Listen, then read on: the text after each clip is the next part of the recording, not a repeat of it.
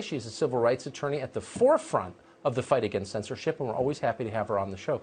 Harmeet, I know you're not, I'm not even going to ask you, I know you're not surprised by this, but give us a sense of the scope of the censorship now in progress. Well, Tucker, the word Orwellian is sometimes overused in this space, but it is really, truly chilling the extent to which the government is now working with our big tech overlords to silence our speech on very important issues. And, you know, you and I both talked about this before. We said if they were allowed to do this in China and America turned a blind eye, they would do it here in America. It happened much sooner than I thought. That's right. And what you're seeing here is it's very odd. So I've gone to court for the Center for American Liberty to get the right to protest against some of these orders in the California Capitol. And the governor banned all outdoor protest.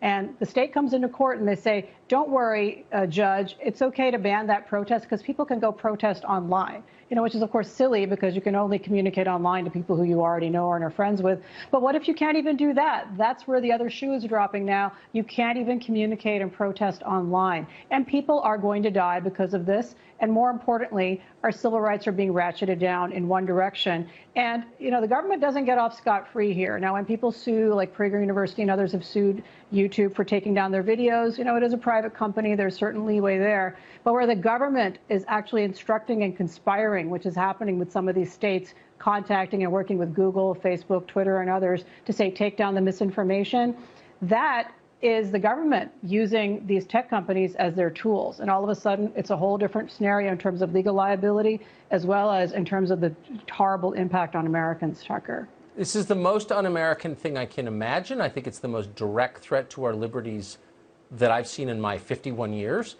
Very quickly, why aren't the media outraged by this? Well, the media are left for the most part, Tucker. And secondly, the media got a free pass out of this lockdown. So churches, no. Protests, no. Media, yes. So their different rights have different levels of protection under the First Amendment, according to the government. So you're never going to hear this. They like people being put in their place. We see this every day on the news screens. They're going to try and censor Fox News next. You watch. Save the tape, if you can. Harmeet, great to see you. Thank you. Thank you, Tucker.